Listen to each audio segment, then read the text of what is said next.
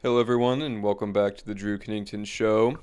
I'm your host, Drew Kennington, and we are once again coming to you live from the cold and frigid Indianapolis, Indiana. Yes, although this week we did have some nice sunny days, it is now snowy and cold once again. Off the top of the show here, I want to let you guys know I'm on single dad dog duty today. So I've been struggling to get this one started because if you're watching the video, you might see her.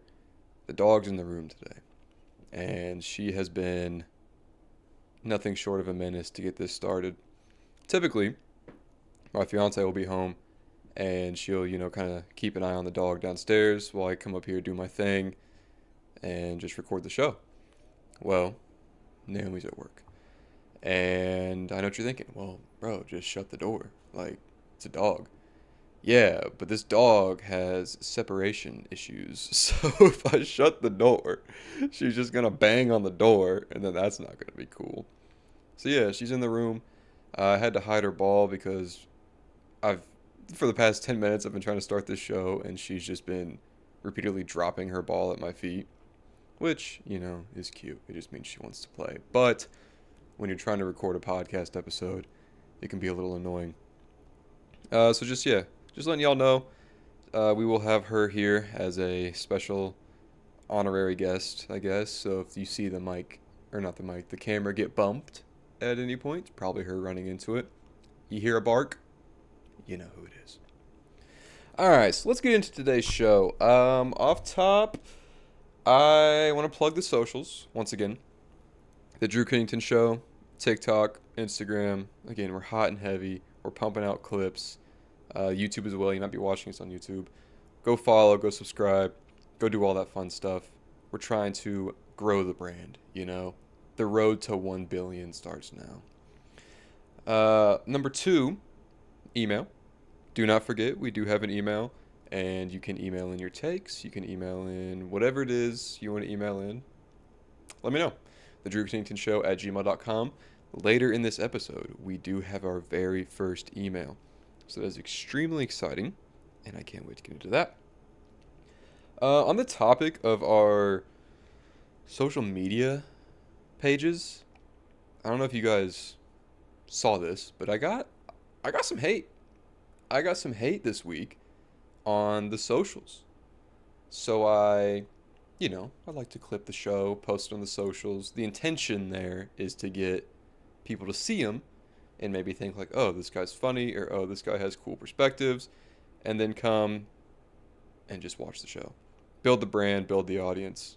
That's what we do. Well, I posted a little clippy clip of my take on Post Malone and his new country endeavor. And I didn't know this. No one informed me of this. Post Malone has shooters, bro? Listen, I thought, that was reserved for the ladies. I would completely understand if I hopped on here talking about Taylor Swift, being a menace towards her and saying mean things, Ariana Grande, things like that. I posted a clip about that. I expect to get some backlash, but no. This is a grown man, and he's got shooters, and not even just shooters, white guys. He's got white boys in my comments being mean to me. And that's not cool. Those are my people. The ones that hate me the most look just like me. What Jack Harlow say? You know what I mean? Those are my guys. Those are my whites. We're supposed to be like this. But nah, now you're coming for my head. So that was kind of unfortunate. And I do want to say, Post Malone sent his shooters, right? Where were my shooters? I thought y'all had me. You know what I mean? I thought, we're not that big of a show. But I thought I had some shooters in my pocket. I thought I had some dudes who would go out there and let these boys know. They came for my socks. They said I had holes in my socks. That wasn't cool. I did. And it kind of hurt. But, you gotta point that out. Check my socks before I put them on this episode. I was like, bro, make sure I don't got no holes. I'm getting made fun of. Thought my boys, my shooters, would pull up and let these boys know it's just not sweet around here. But no. No. None of my shooters pulled up. And even on top of that, comment section full of white guys talking shit on me. I know a lot of liberal women listening to this show. That's your biggest op, is white guys. that was your chance. You could have let him know. You could have ripped into him on my behalf. Ripping into white guys on behalf of a white guy, a bit paradoxical, but you know what? It was still an opportunity. I'm just fucking with you guys. But that was kind of crazy. I never experienced something like that before, so it was kind of an interesting thing. It was funny. It was also hurtful, because again, I've never experienced that. But it was cool. It was a good reminder, because coming into this, doing this endeavor, I knew that I was going to post on social media, and also just putting this thing out there regardless. I always told myself I wouldn't read any of the comments, but when you start doing something, you start posting clips, you start getting comments, it's exciting, and it was a good quick reminder that to not put too much weight on what people say about you. And that's kind of a philosophy I live by. It's not just the comment sections of a social media platform, just in life. You can't put too much weight on what people have to say about you, good or bad. Because oftentimes we want to listen to the good. But if you listen to the good, that means you also have to listen to the bad. You can't have one without the other. So you almost have to be indifferent to positive or negative commentary on whatever it is you're doing. Listen to constructive criticism. There's people in your life that care. You'll know who they are if they care. So listen to them. But everyone else, that's just noise. Good or bad, it's just noise at the end of the day. So don't listen to any of that. Yeah. Sorry, I lost my train of thought there. I'm not 100% sure if I'm recording on my phone, so I kind of zoned off there for a second. So hopefully there is a video for this podcast. I'm pretty sure it's recording, but I'm not 100% sure. Okay, so let's hop into some topics for today. I do want to start off with my weekly observations. And I've got a few here. I will say I didn't have the most weekly observations this week because, as I stated at the beginning of last episode, I was feeling a little sick. And I guess a weekly observation I did have is that I get depressed when I'm sick. It was weird. So Saturday I started feeling bad, and then I felt bad basically all the way till Wednesday. And I didn't realize, they say men are more dramatic when they're sick, but I was always just thought that was just some bullshit, whatever. And then I'd kind of observed the way I thought and observed my behavior this week when I was sick, and I realized, man, I'm a bit of a baby. I was so cranky and so depressed for no reason. After last Sunday's episode when I recorded it, immediately after I was that was the worst episode I've ever recorded. That was trash. I was so down. I was so just grumpy. And then just even listening back to it, I enjoyed it when I listened back to it. But then just as the day went on, I just got more and more just negative about everything involved in this whole endeavor.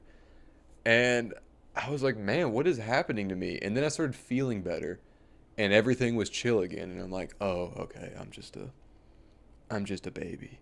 And you know what? So I think that's the first weekly observation is men are a little more dramatic when they're sick. I don't know what it is. I think it has to do with the fact that we're guys. We want to get out there. We want to use our bodies. We're hard-working men out here. And a lot of us put a lot of self-worth into that. So when you're sick, you're kind of just useless in a way. So maybe that has something to do with it. But yes, men, fellas, my brothers, just accept it. We're a little more dramatic when we're sick. And that's cool. That's chill. That's fine. But just maybe, don't be mean about it. The second thing that I observed this week, I don't know if I had the pleasure. I watched the Kid Rock RFK All-American workout video. And it was a very interesting experience. I, going into it, I don't have any beef with Kid Rock. I don't have any beef with RFK. Frankly, I was planning on voting for RFK into this upcoming election because I didn't like either of the options. And I was like, they're like, oh, it's a throwaway vote. I'm like, yeah, that's the point. I don't want to vote for any of these people, so I'm going to vote for this guy because why not, you know? And I liked some of the things he was saying, but yeah, it's just like, whatever. So I don't really have any beef with him. I don't really got any beef with Kid Rock. I think Kid Rock's a little stupid, respectfully. And I found the video hilarious because Kid Rock has the build of like a husky 14-year-old boy. You know what I mean? Like he's like scrawny and he just has like this like really pudgy beer gut. And he's going around working out with RFK, who mind you is jacked. And he's just like, yeah, look how American we are. And then they end it by sitting in a hot tub, drinking whole milk, smirking like they just dunked on the libs. Because that's what's important, guys. I don't know if you have picked up on that. The liberal fake news media is going to try to push this files agenda on you, or even try to push this agenda that like, oh, we're moving military operations towards Iran. It's like, yeah, sure, whatever, fake news. You know what the real news is? Is that men drink whole milk and you soy boys drink oat milk, and we wear jeans in the hot tub when we do it. That's the real take here. That's what you need to be paying attention to. So keep your eyes peeled on that. But no, I did watch that. I found it kind of hilarious. I don't even know if they were being serious, but it was funny. I I don't know if I want to say this. When it comes to RFK and things he does, it's a. I have an unfortunate. I don't know. Okay. I don't know if it's good. I don't know if it's bad. But I have a tendency. And I feel like RFK is an example of where I align within this tendency. So I have this tendency to where if somebody is in really good shape, regardless of whatever it is they got going on, I tend to give them the benefit of the doubt whenever they start talking about something. Like when someone starts talking about something, and there's obviously clearly things that you don't agree with, like anything that comes out of Andrew Tate's mouth, we're like, all right, we're not doing that. But, if someone starts talking on the microphone or starts talking on social media, and I haven't like really done the research and I don't really know too much about what they're talking about, if they're jacked, I kind of just give them the benefit of the doubt. Is that bad? Am I a bad person for that? Let me know in the comments. While you're done there, smash the subscribe button, smash the like button, hit the bell for notifications. So next thing we got on the docket, you guys see this whole punch monkey situation? This is one of those things that is just so odd when it takes over the internet. Like, I feel like once a year we have something that just consumes the entire internet. And it's usually of like no importance. Like last year it was that whole Coldplay thing. Like I get it, it's like, oh my god, it's crazy, this like CEO of a company is cheating. But at the end of the day, does that affect any of us in any type of way whatsoever? No. And I feel like this whole punch monkey situation is the same. Like, bro, this monkey's just at the zoo getting his shit rocked. Whatever. You know what I mean? No disrespect to Punch. He seems nice. But like y'all be online talking about how you relate to Punch. How you got a monkey in your life that's beating you up, and you need to go run back to your comfort stuffed animal. Whole time the monkey in your life that's beating you up is your 9 to 5 job, and the stuffed monkey you're running back to is your geek bar. I got one more. Hold up. Y'all, hold on. Y'all on the internet worried about Punch. What you need to be worried about is punching a clock. Because you got a 6-year-old at your crib eating a leftover grilled cheese wearing 3T pajamas. That was so stupid. I have had that plan for like 3 days. That was so dumb. I'm so sorry.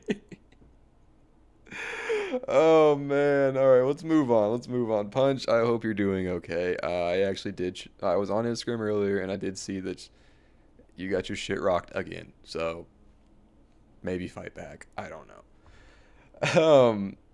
The Winter Olympics, when I'm recording this, they end today. For you when you're listening, it'd probably be tomorrow. They ended. They're over. And frankly, I didn't care. When I found out the Winter Olympics were this year, I actually was pretty excited going into it. I was pumped. I was like, oh, bro, the Winter Olympics. Hell yeah, let's go. And then they came, and I was like, I don't care about any of this, respectfully. I just don't care. Like with the Summer Olympics, it's dope because I feel like it just makes sense. It's like, who's the fastest man on the planet? Like, yup, let's figure it out. Who's the best basketball team on the planet? Let's go ahead and figure that one out. Next one, I think there's going to be baseball. I think there's going to be uh, flag football. You know what I mean? Like, we got all the cool sports in the Summer Olympics, like shot putting, pole vaulting. Like, all that is so cool. The track stuff is insane. And then you go to the Winter Olympics, and it's kind of like, what are we doing? You know what I mean? Like, I'm watching it, and you watch curling. No disrespect to the curling men and women out there. What you guys do, it seems like it takes a lot of skill. It seems like it's very difficult. Where I get caught up is how did we like get here? Do you know what I mean? How did we get to where curling is a thing? Like, I don't know. I just don't get it. It's cool, I guess, but I just don't get it. Bobsledding? Whose idea was that? Whose idea was bobsledding? When it comes to Summer Olympics and track, it makes sense. Who can run the fastest around the track? Yeah, simple. Who can get in a man-made sled with skates tied to the bottom of it and go down the track the fastest? Who thought of that? Whose idea was that? Cross-country skiing? Snooze fest. I'm sorry. I know people aren't gonna like that. Cross-country skiing is a snooze fest. I will say. The figure skating? Kind of went hard. Kind of went hard. I do find it a little odd that the poster boy for American figure skating just has this like Russian ass name and a bit of an accent. Is that racist? Can I say that? I take that back. Shout out Alyssa though, the girl, the American girl. Shout out her. She's dope. She's hard. She was out there doing her thing. But yeah, I just frankly the Winter Olympics they've been a blind spot for me, if I'm being completely honest. So it's a shame they're ending, I guess. I hope everyone had a good time. It seems like they were having a lot of sexual relations in the Olympic Village. They went through like 10,000 condoms in the first 3 days. So hey, shout out to the Olympic athletes getting it in. You know, get away from home, you gotta get a little crazy. You know what I'm saying? Last observation we have for this week. A bit of a random observation. To be completely transparent with you guys, the viewers who actually listen to the full form show. Might be a bit of a rage bait clip that I'm trying to put together here. But it is true at the end of the day. So, I'll set the scene for how we even got here. There's this account on Instagram and TikTok called like Indie Edits. And they be posting a lot of edits about Indianapolis sports. And they posted a edit of Reggie Miller. And it was just him talking shit about the Knicks and things like that. And it's just really cool because it just really makes you realize the Pacers have the Knicks number. The Pacers, how do I want to say this? The Pacers run New York. Simple as that. For whatever reason, good or bad, the Pacers just always have the Knicks number. They always show up, they always win, and the Knicks just can't do anything about it. Like even back to the 90s, bro. Reggie Miller had their number. Now, even today, last 2 seasons, we've knocked them out of the playoffs. This season, we're actively trying to lose, and we beat them. I don't know. It's one of the coolest rivalries in sports, in my opinion, because it's like the biggest market in the world. Usually the Oh, I'm so sorry. That was gross. Usually the beef is between usually the beef is between two other big markets, like New York and LA, New York and Boston, New York, Miami. No, this is New York versus Indiana. The David versus the Goliath.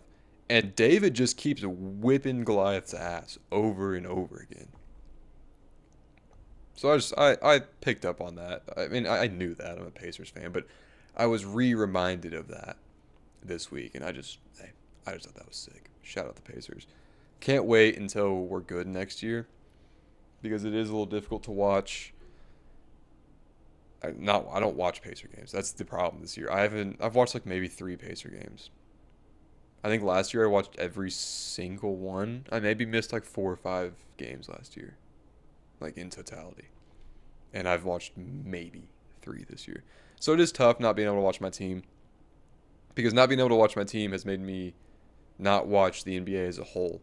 So I frankly have really no idea what's going on. I know the big storylines, I know the big news, I know the standings, like who's good. But like I just have not been tapped in at all. So I'm kind of on the outskirts. But once playoffs start, I'll definitely tap back in, and we'll go from there, and then hopefully the draft goes our way and we are just an absolute demons next year. Okay, so that's it for the weekly observations. Like I said, I was a little sick this week, so first 4 days of the week I didn't really exist. First 3 days didn't really exist. I was just kind of just getting through the day. It was kind of just wake up, go to work, get home, and try not to off yourself, I'm just kidding, it wasn't that bad. But you know what I mean. So that was the weekly observations. Now, I want to jump into something very special and very awesome. Our first email. I've been shouting it out every episode, and we finally got our first email. Comes in from personal friend of the show, Nolan Ringler. The subject line says, pod topic, and below he has attached 2 questions. So we're going to answer those 2 questions today. First one we're going to start with. Do you think Kevin Durant has a social media problem? Like as in he can't help himself? Is Twitter his green goblin mask? Now this is a pretty hot topic in the NBA sphere. This whole Kevin Durant saga. And I think frankly, he kind of nailed it off rip. I think because he's such a nonchalant, chill guy. All he really does is just like smoke weed and play basketball. He doesn't even really be like getting hoes like that. Like, he's been in the league almost 20 years. Has he ever had a girlfriend publicly? You know what I mean? Might have had one behind closed doors, but has he ever had a girlfriend? So I think all he really does is just smoke weed and play basketball. So you think like, oh, super chill guy, right? But then he gets on Twitter and he's just an absolute menace. So I think, yeah, 100%. Twitter's that boy's green goblin mask. He can't put it down. He's addicted to it. Like, if I was a high-profile celebrity, NBA player, whatever, and I got exposed, like I think he did 10 years ago, for having a burner account, I feel like I'd probably just, like, cool it. I'd probably be like, okay, listen, like, I kind of got called out here. They got me. They got me. No, he like doubled down. Now he's making a Twitter burner, and he's like in group chats just grilling his teammates. Which I did hear a take that I thought actually like kind of in his defense made sense. Oh my god. Sorry folks. Sorry folks. Dog's barking. Hold up. Might have to cut that out. A little more work for myself, but it's fine. But yeah, okay, let's restart. I saw a take on another podcast I listened to, and it was a pretty good take, And it stated, in regards to this whole Kevin Durant situation and him talking shit about fellow NBA players, for us, it's a little jarring. It's a little crazy because we're like, oh my God, these NBA players, these pro athletes, these quote unquote celebrities are going at each other. They're talking shit about each other. Oh my God, this is crazy. But when you take a step back, these are coworkers. You know what I mean? Kevin Durant is basically going into group chats talking shit about his coworkers. And we've all done that. You know, that's not like some like universally unique to Kevin Durant experience.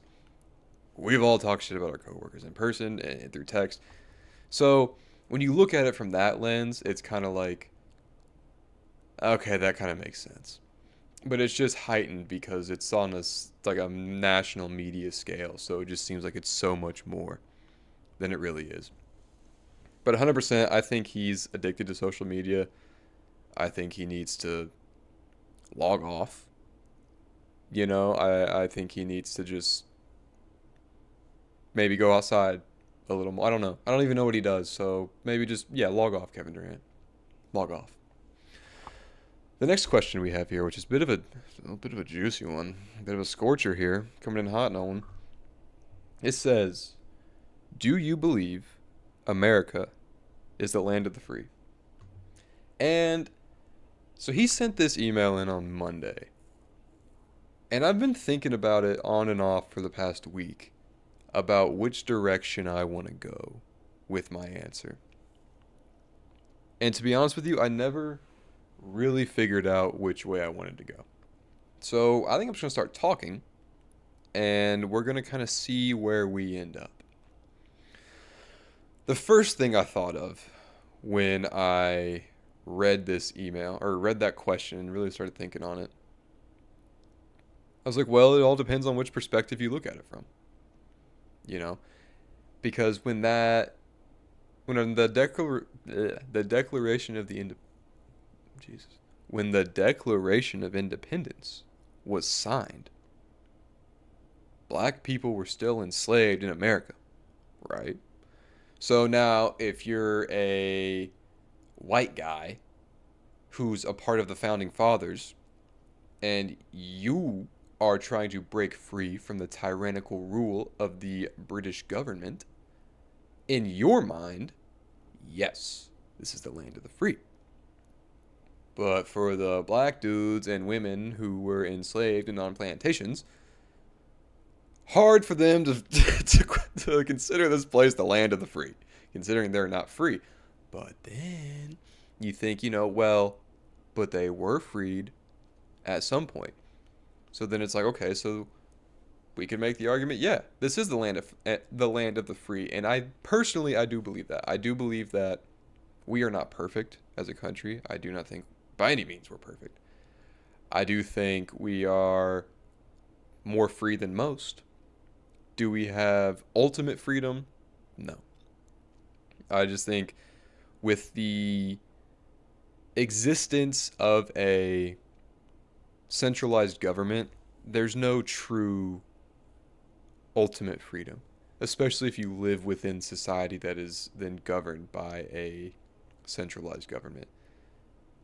Because if you have society, the reality is you have to have rules. And ultimate freedom means there is no rules. But in society, if there were no rules, it would be utter chaos. If there was nothing stopping somebody from breaking into your house and killing you and stealing all your stuff, it'd be chaos. That's freedom. That's pure and utter freedom. There's nothing stopping him from doing that. But, you need those rules. So, I do think we are the land of the free, parentheses, for the most part. I feel like the state the country is in now is a little dicey in the regards of freedom. I feel like our current administration is attempting to infringe on some freedoms that they were pretty vocally against on their campaign trail. Like one of the whole things that I feel like conservatives were really mad about with the previous administration or just Democratic leadership is they felt like their free speech was being violated. That was a big thing because, in essence, it was. Like we mentioned the Twitter files on this show in a previous episode, but when Elon bought Twitter, he exposed that the left-leaning owners of Twitter were silencing right-leaning accounts and, like, quote unquote shadow banning them.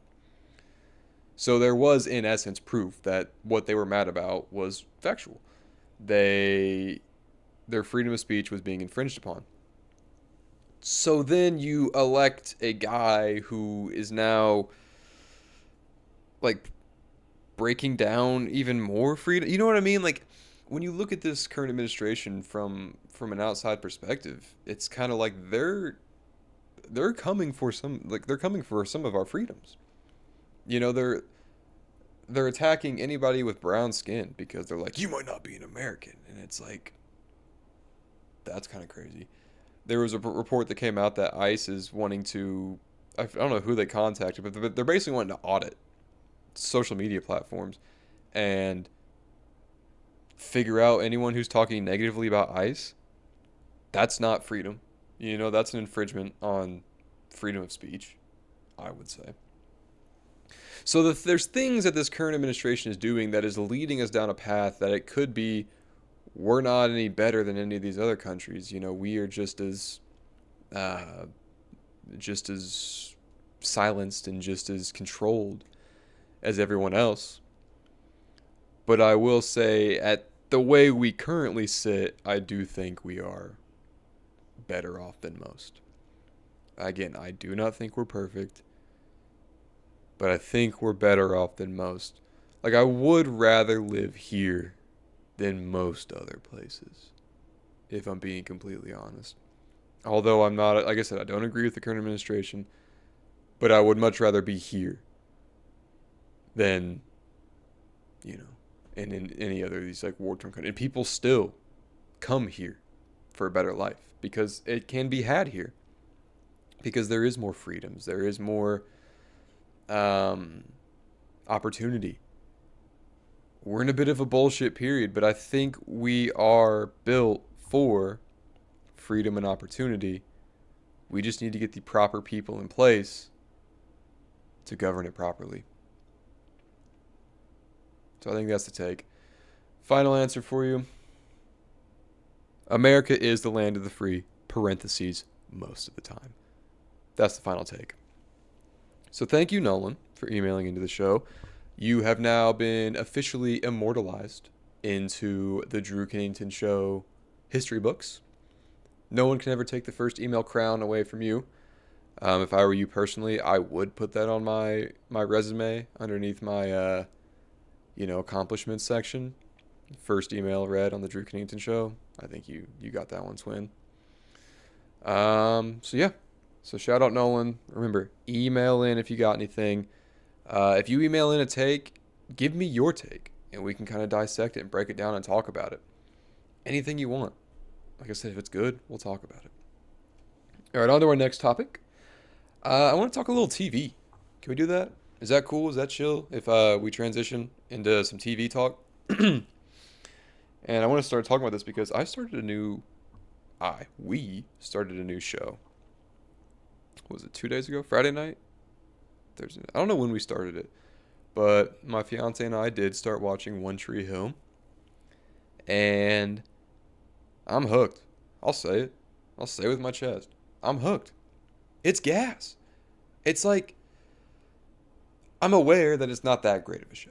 You know what I mean? Like, I think the acting's good, but the storyline's a little cheesy. It is a teen drama, but something about it, it just keeps me coming back, and I just can't put it down. I think it also plays into the fact that it was released in the early 2000s, so it kind of feels like a bit of a comfort show. But man, like, it's just the characters are so just. I was explaining this to my fiance last night. I was like, the characters are so just, like, stereotypical. Like, they fit their mold perfectly. They explain who this character is, and then they just do everything that you would expect that person to do. They're so predictable, and it is so cheesy at times. But something about it's sweet and endearing, and it just makes me feel good. And I kind of want to come back and keep watching because some of the shit they get into is so stupid that I'm sitting there just laughing. There's like a very serious scene going on, and I'm just hee-heeing and ha-haing. Just absolutely hilarious. Good show. I think we're only like 8 episodes in to a 9 season show with like 22 episodes per season that are 40 minutes each. So, hey, I'll be honest. We're in for a haul. But no, I've really enjoyed it. I will continue to tap in. Hopefully, my boy Lucas, gets what gets. Just gets it. That's it.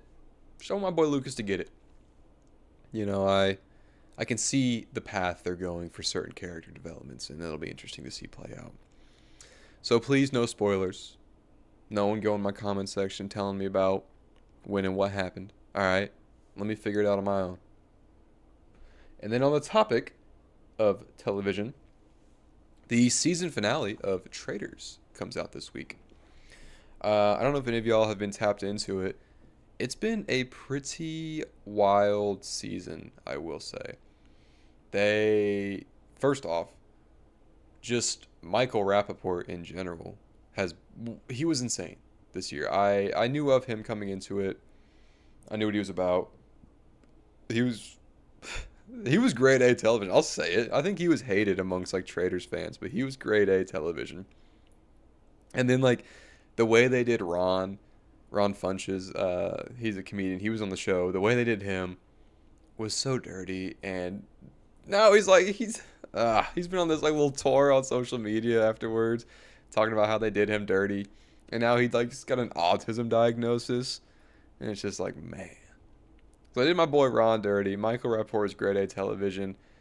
I didn't know that Colton Underwood was the most hated man in America.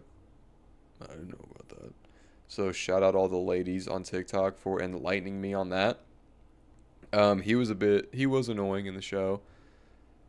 And I think the main star of the show has been Rob, the ultimate traitor, in my opinion. He has played. I've only seen 2 seasons of the show, but he's played the best game I've seen yet. I mean, you could argue Boston Rob last season played a really good game as a traitor, but he was very aggressive. He got into the turret and he like immediately went for Bob the drag queen and got him kicked out. So that was a little aggressive. Rob has literally infiltrated the faithfuls to where the point where they think that he is without a doubt a faithful. They have no doubt in their mind that he is just like this ultimate faithful, and it's been so insane to watch, and it's been cool because I like Rob. I watched the season when he was on Love Island, so I like him. I've been rooting for him from the jump. And this last episode, I thought they had him. I thought it was all going to come to an end. I thought he'd played this perfect game, and then the paranoia that sets in at the end of the show, they got him. Because they went to the round table at the end of that episode, and I thought Natalie had him dead to rights, bro. I thought she had him taken care of. And then somehow, some way, she talked herself out of it, and Mora, being Mora, who just is obsessed with Rob, digs him out of the hole, and they vote Natalie out. So now we're going to the finale. 2 traitors, 3 faithfuls, and we got Mora, who's a faithful, who's basically a traitor at this point. Rob and Eric really might win the show. And I might add, insane gameplay from Rob. I didn't know he had it in him, but he's out here balling. So it's been a great season.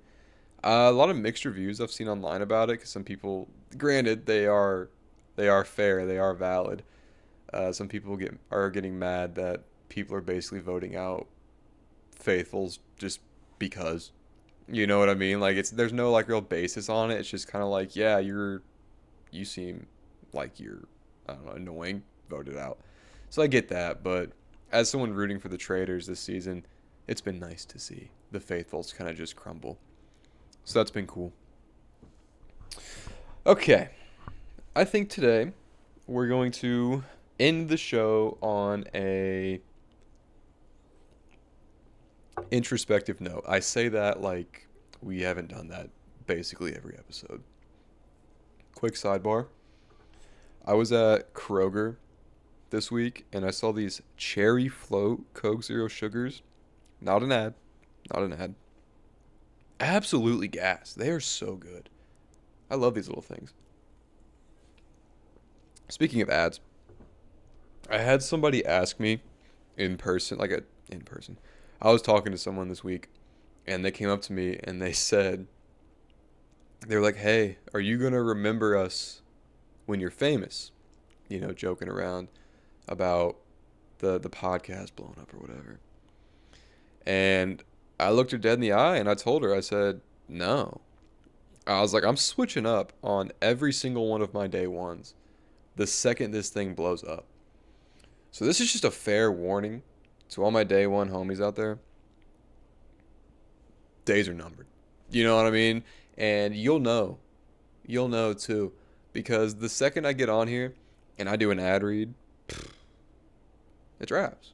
That's your signal. It's over. That's your signal that it's over. I'm going to hop on here. I'm going to do an ad read for AG1. You're going to be listening to the pod, chilling in your car, driving, and all of a sudden all you're going to hear is AG1's new proprietary formula, and then you're going to, it's over. It's over. The prices just went up. You're going to try to text me after the show. "Hey, bro, great show." Green text. "This number's no longer in service." I switched up. I made it. I'm on now. I'm sorry. Day ones, I'm sorry. So now that we got that out of the way and there's no more confusion about what's going to be happening here when we inevitably blow up. Because like I said, we're on the road to 1 billion subscribers. Every day we chip away at it just a little bit more. So enjoy me while you got me, guys, because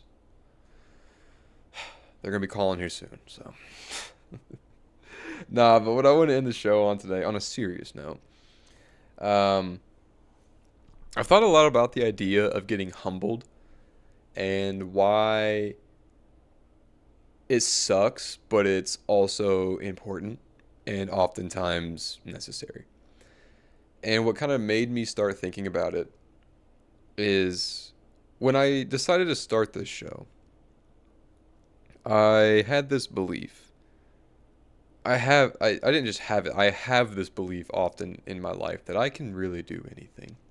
That if I like really commit to it and really set my mind to it, I have full confidence that I can do almost anything. And I believe that with this show. I still believe it. But I came into it a little arrogant, I will say, in the sense that which I mean, I'm sure people other than me feel this. When you start something new, you feel like you're gonna find like extreme success right off rip. You know, maybe it is just a me thing, but whenever I start something, I assume that I'm just gonna snap my fingers and I'm like, "Yep, I'm great at it, and this is exactly what I'm meant to do." So you kind of go into it with a bit of arrogance, and I feel like I carry that a little bit in my life to where when I see people doing things online, and I know other people do this, but I see people doing things online, and I feel like you don't understand how much time and how much commitment something that someone is doing took until you start kind of doing your own thing. And then it kind of wakes you up to the fact that it's like, oh. You know, like when you see someone like a stand-up comedian, you know, like you'll watch clips of some stand-up comedian bombing or just not really, like they'll clip it and they're not telling that funny of a joke. And you're just like, bro, I could do that. Or even me, like I would see podcast clips that people would post. And I'm like, these aren't even that good. I could do that. And then you start doing it. And you realize you're basically just as bad as these people are. And it humbles you. And then you're kind of like, oh. So there is a lot of work that goes into this. It's not as cut and dry as just, well, show up and start doing it and you're going to be great. No, there's a lot of work that goes into making really anything of value. It's not as simple as just one day you start doing it and you're the goat. And I feel like with me doing this and feeling like I've been humbled, it has made me more appreciative of the work. Not even just in this aspect of podcasting, but just in life. I've realized how important the work is and how important it is to just continuously show up, because you're never going to figure it out unless you just continue to show up. Because I'd had these thoughts of doubt when I had felt humbled by the fact that, okay, I'm not some a podcast savant who's just gonna snap his fingers and all of a sudden I got a full-fledged show with plenty of listeners and a bunch of engagement. I kind of came to that realization, and you kind of feel a little down because you're like, oh, now you think that you're just gonna, when you start it, you have all this excitement about it, so you think you're just gonna hit the ground running and just be there. But then you start doing it and you realize how tall the mountain is that you have to climb.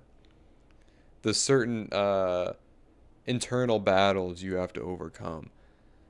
And it really makes you take a look at yourself and you're like, oh, damn.